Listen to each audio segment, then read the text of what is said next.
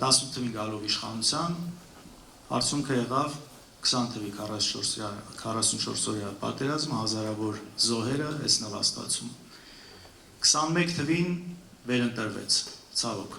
շատ լավ հիշում ենք, ինչ խոստումներ էր, թե Արցախի հետ կապված, թե տնտեսության ու շատ այլ հարցերի շուրջ։ Արդյունքում ունեցանք Արցախի էթնիկ զտումը, վերջնական այսպես կորուստը ու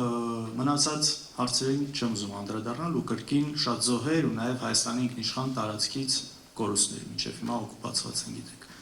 Հիմա այս սարսափում եմ պատկերացնել, թե ինչ կլինի, եթե այս տարի իրեն հաջողվի վերընտրվել։ Հասկանում եք, ու այստեղ իսկապես շատ կարևոր է, որ այս գիտակցումը մենք կարողանանք տեղ հասցնել նաև մեր ժողովրդին, ամեն մեկս մեր ձևով, մեր շրջապատով,